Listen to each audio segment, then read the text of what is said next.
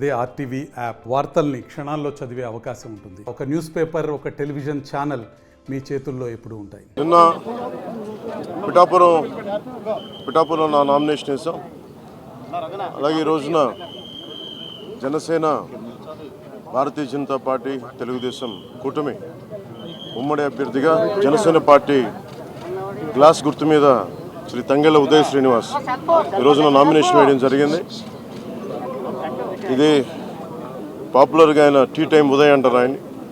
So అదే request చేసాం election commission కూడా, టీ టైం ఉదయ్గా ఏమాత్రం పాసిబిలిటీ ఉన్నా దాన్ని బ్యాలెట్ పత్రంలో చేయమని. రూల్ ఒక 56 పేజ్లో ఒక రూల్ ఉంది. సో దాని ప్రకారం చేసుకోవచ్చు.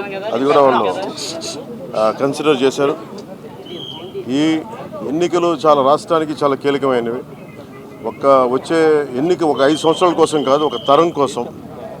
ముఖ్యంగా ఓఎన్జీసీ, రిలయన్స్, అలాగే రకరకాల పరిశ్రమలు, కాకినాడ SEZలు, అలాగే ఇంత అపారమైన తీర సంపద ఉన్న ప్రాంతం, విపరీతమైన మత్స్య సంపద ఉన్న ప్రాంతం, ఇలాంటి చోట్ల అనేక సమస్యలు ఉన్నాయి. ఈ ప్రాంతంలో కాకినాడ పార్లమెంట్ అభ్యర్థిగా శ్రీ తంగెళ్ళ ఉదయ్ శ్రీనివాస్ గారు గెలుపు చాలా చాలా కీలకం. అలాగే కొండబాబు గారి గెలుపు కూడా కాకినాడ అర్బన్కి తెలుగుదేశం పార్టీ మీద చాలా చాలా కీలకం. కాకినాడలో రౌడిజం ఎక్కువైపోయింది, గాంజా క్యాపిటల్ అయిపోయింది. ఎటు చూసిన 14-15 ఏళ్ల పిల్లలు కూడా గంజాయిని విచ్చలవిడిగా దొరుకుతూ ఉంది. తల్లిదండ్రులు పడ్డ బాధ చెప్పుకోలేంది. Law and order క్షీణించిపోయింది. మా కూటమి ఇది వైఎస్ జగన్ చెప్పి తను ఒక్కడిచ్చే హామీ 5 సంవత్సరాలు అద్భుతమైన మ్యాండేట్ ఇచ్చారు ప్రజలు. ఏ ఒక్కటి కూడా నిలబెట్టుకోలేదు. Law and order క్షీణించిపోయింది. 30,000 మంది ఆడపిల్లలు అదృశ్యం అయిపోయారు. ఉద్యోగాలు లేవు, ఉపాధి అవకాశాలు లేవు, ఏ పథకాలు కూడా సరిగ్గా అందలేదు. ఇలాంటి సమయంలో ఒకళ్ళు కాదు, ముగ్గురం కల్పిస్తున్నాం. ఎందుకంటే 5 కోట్ల మంది ప్రజలకి ఒక పార్టీ కాదు, 3 పార్టీలు కలిసి ఈ రోజున మేము ఒక బలమైన కూటమిగా 2014 ఎలాంటి కూటమిగా ఏర్పడ్డాము. అలాగే ఉభయ గోదావరి జిల్లాలో కూడా, ముఖ్యంగా ఉభయ గోదావరి జిల్లాల్లో జనసేన, భారతీయ జనతా పార్టీ, తెలుగుదేశం కూటమి స్వీప్ చేయబోతుంది. నిన్న చెప్పాను, మనది జంతు ప్రపంచం కాదు, మానవ ప్రపంచం. కాకినాడ పార్లమెంట్ సంబంధించి 7 నియోజకవర్గాల్లో మీ ప్రభావం ఎలా ఉంటుంది? దీనికి సంబంధించి అనేది మీరు 400 కోట్లు కలెక్ట్ చేశారు మీ పార్టీ గారు 4-5 నెలలుగా. ఎందుకంటే చల్మలశెట్టి సునీల్ గారు నాకేమి శత్రువు కూడా, ప్రత్యర్థి కూడా కాదు. ఆయన రోజు ఏదో ఒక మా ఇళ్లలో, మా బ్రదర్స్ హౌస్లో చూస్తూ ఉంటాను. సరే, ఆ పొలిటిక్స్ వేరు, స్నేహం వేరు, కుటుంబ స్నేహం వేరు. నిజంగా ఆయన ఒక పార్టీ మీద నిలకడగా ఉండే వ్యక్తి అయితే నిజంగా ఒక జాలి పాపరే. ఎన్నిసార్లు ఓడిపోయాడు, ప్రతిసారి అవకాశవాదంగా నిలబడటం, వెళ్ళిపోవటం, మళ్ళీ ఎలక్షన్ ముందు రావటం, ఇవన్నీ సరైన సంకేతాలు పంపం. ఉదాహరణకి నేను కూడా ఓడిపోగానే నేను పార్టీ మూసేసి మళ్ళీ ఇప్పుడు వస్తే బాగుండదా? అది నమ్ముతారా? అది ఒక దశాబ్దం కింద పడ్డాం, నలిగాం, కింద మీద పడ్డాం, బలం ఉండి కూడా తగ్గించుకొని మరి ఈ రోజున ప్రజలు గెలవడానికి కూటమి ఏర్పాటు చేసుకున్నాం. సో చలమలశెట్టి సునీల్ ఆయన వ్యక్తిగతంగా నాకు బాగా తెలుసు, ఆయన పరిచయం బాగా ఉంది, ఉదయ్ గారికి కూడా ఉంది. కానీ కాకినాడ పార్లమెంటుకి అతను సరైన వ్యక్తి కాదు.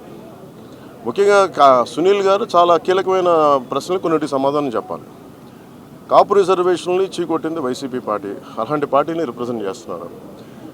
27 దళిత పథకాలు తీసేశాడు, దానికి సమాధానం చెప్పాలి. దళితులకు సంబంధించి బీసీలకి 34% నుంచి 24% స్థానిక ఎన్నికల్లో తీసేశాడు, దానికి సమాధానం చెప్పాలి.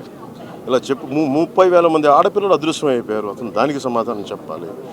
ఏ సమాధానం చెప్పకుండా కూర్చోబెట్టి నేను వచ్చేసాను, నాకు ఓటేయండి, డబ్బులు ఎక్కువైపోయినాయి, 400 కోట్లు ఖర్చు పెడతాం, 200 కోట్లు ఖర్చు పెడతాం, ఓటుకి 10,000 ఇస్తాం, లేదంటే నాయకులను 10 లక్షలు పెట్టి కొనేస్తామంటే వెళ్ళే నాయకులు ఎవరైనా సరే వాళ్ళకి 10 మంది ఓటర్లు కూడా లేరు. అలాంటి వాళ్ళు కొనుక్కున్నారు.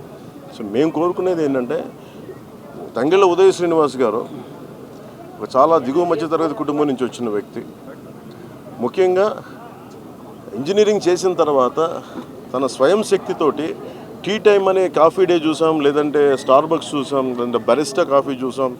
ఇలాంటివన్నీ టీ లీఫ్ అని మన విదేశాల్లో ఉండే బ్రాంచెస్కి వెళ్ళిపోయింది. అలాంటి ఫ్రాంచైజ్ మనకు అందుబాటులో ఉండేది తను ఒకటి ఎదుగుదల అంటే యోయోలాగా ఒక కాన్సెప్ట్ క్రియేట్ చేస్తే కొన్ని 10,000 మంది బతకాలి, కోట్లాది సంపాదన రావాలి. సంపాదన అంతా ఒక్కడి దగ్గర కేంద్రీకృతమై అభివృద్ధి అనుకుంటే ఎట్లా? బట్ టీ టైం ఉదయ్ చేసింది, తంగెళ్ళ ఉదయ్ శ్రీనివాస్ చేసింది ఏంటంటే ఒక టీ టైం అనే కాన్సెప్ట్ పెట్టి మన టీ పొడి తయారు చేసుకొని ఇక్కడ డార్జిలింగ్కి వెళ్ళి కింద పడి మీద పడి రకరకాల మిక్స్చర్స్ కలుపుకొని ఏ టీ బాగుంటుంది రీసెర్చ్ చేసి ఒక 2-3 సంవత్సరాలు ఒక చిన్న షాపు స్టార్ట్ చేసి అది అందరికీ ఆమోదయోగ్యమైన తర్వాత మేము ఇంకో షాప్ పెట్టుకుంటాం. అలాగ దినదిన ప్రవర్ధమానమై ఈ రోజున వేలాది బ్రాంచ్లు అయిపోయింది భారతదేశం అంతా.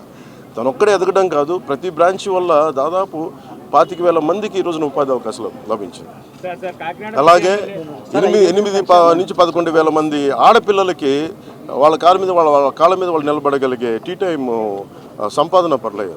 సో దీన్ని బట్టి మీరు అర్థం చేసుకోండి, రేపు పొద్దున్న ఎక్కడికి వెళ్ళాలనుకున్నా ఉప్పాడ చీరలు కానీ ఏదైనా సరే బ్రాండింగ్ చేయగలడు, తనకున్న ఎబిలిటీయే బ్రాండింగ్ చేయగలడు. కాకినాడని అద్భుతమైన ఏమేమైతే స్థానికంగా ఉత్పత్తులు ఉన్నాయి వాటన్నిటికీ ఇంటర్నేషనల్ బ్రాండింగ్ పట్టుకురాగలిగే సత్తా తంగెళ్ళ ఉదయ్ శ్రీనివాస్.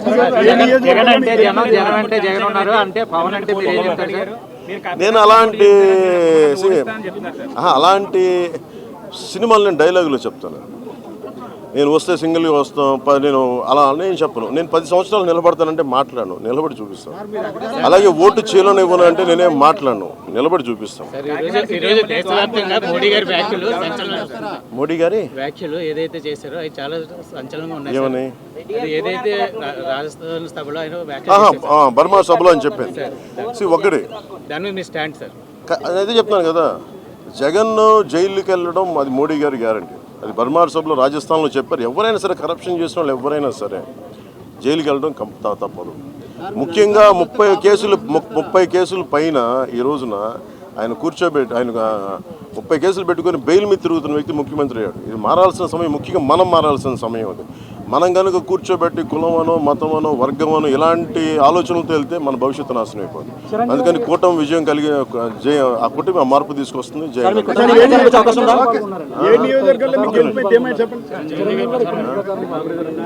ఏడు బాబు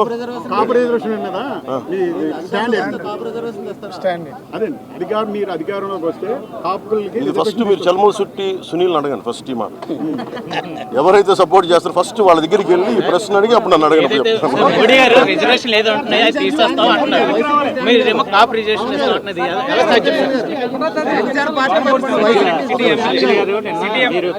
సీట్లు తగ్గించుకోవడం 27 సీట్లు తగ్గించుకున్నారు. ఆయన 10 స్థానాలకే ఆయన గెలుపు ఆల్రెడీ డిసైడ్ అయిపోయిందని సజ్జలు కామెంట్ చేశారు. వచ్చే గెలుపు సజ్జలు చంద్రబాబు చెప్పారు కదండి, బ్రోకర్ మాటలు ఏం పట్టించుకుంటాం. నమస్తే అండి.